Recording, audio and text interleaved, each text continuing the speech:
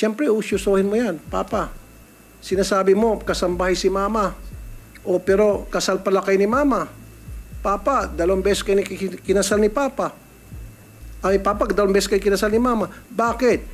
And yet, you keep insisting na kasambahay si mama. At ito po yung malala, Mayor. Nung pina-check ko po, wala pong record ng kasal sina Angelito Guo at Amelia Leal. Okay? So yan ang sinasabi po ng PSA certification natin. At ito ang higit pang malala, walang birth record at all sina Angelito Guo at Amelia Leal.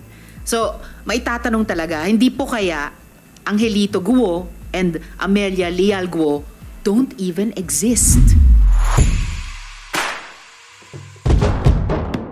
Ito lang, Mayor, sabi mo, kasambahay yung mama mo, itong si Amelia Leal. So, ibig sabihin kasambahay, nagsisilbi doon sa papa mo. Sinong kasama ninyo? Kwento ba yun sa iyo ng papa mo habang nagsisilbi bilang kasambahay yung mama mo sa household ninyo? Your Honor, hindi na po na-disclose po sa akin ng tatay ko po. Okay, so lumilitaw dito, amo, yung tatay mo, habang siyang amo, nandiyan yung kasambahay ninyo, naglilinis, inuutosan, pamalengke, kasal sila. Kasal sila, tinuturing niyang kasambahay. Kasi married, sabi rito eh. Married sila. Your Honor, as much as possible pa na ayaw ko po sumagot po ng hindi ko po alam, pero hindi ko po talaga alam. Pero again, Mayor, siyempre tatanungin mo sa papa mo, kasambahay si mama, papa, pero kasal kayo. Paano nangyari? Your Honor, hindi ko... Ang sinasabi ko lang po kasi, it will be but natural and human reaction na para mag-usyoso ka sa ganitong klase mga impormasyon na makikita mo na it's about your history.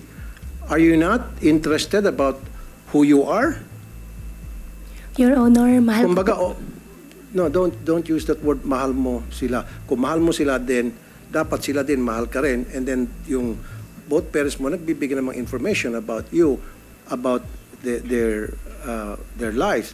Kasi paulit-ulit mo sinasabi sa hearing na to, kasambahay, kasambahay, kasambahay. So parang fairy tale, pinapalabas mo na kawawa ka, na galing ka from humble beginning and nagsikap ka, yumaman ka, etc. Hindi. Don't use that word kasambahay kasi pinagluloko mo lang kami. Madam, nobody will believe you. You keep stating na kasambahay. Paano maging kasambahay yung nanay mo kung sila ay kasal ni papa mo? Maliban na lang kung si papa mo ay nagsisinungaling dito sa birth certificate. And what is the reason why would he lie? Di ba? Bakit magsisinungaling yung papa mo? And then, again, sinabi ko na to for the nth time, and hindi ka interested na si papa mo nagsisinungaling? Hindi mo lang sinabi na, bakit kaya ito si papa sinungaling? Bakit kaya si papa ay magsalita? Siyempre, usyusohin mo yan. Papa, sinasabi mo, kasambahay si mama. O pero, kasal pala kayo ni mama. Papa, 2 beses kayo kinasal ni papa. Ay, papa, 2 beses kayo kinasal ni mama. Bakit? And yet, you keep insisting na kasambahay si mama. Those things na very simple you should have asked, but you did not, right? Why? Your Honor, yung birth certificate ko po, binigay po sa akin ng tatay ko nung hiningi ko po sa kanya. Ang nabasa ko po doon sa birth certificate ko po, nakalagay po doon, yung biological mother ko po ay housekeeper. At pasensya ka na, Sen Rafi. Ayaw ko po sisihin yung tatay ko. Mahal ko po ang tatay ko. Wala po tayong, madam, wag niyo pong ilalayo yung topic. Wala pong kaming sinisisi rito. Hindi namin sinisisi papa mo, hindi namin siya hinuhusgahan, hindi namin sinuhusgahan din mama mo. Ang sa amin lamang is trying to find the truth. In this case, while we're trying to find the truth, parang lumilitaw, maraming butas yung mga statement mo, nagsisinungaling ka, may tinatago ka talaga.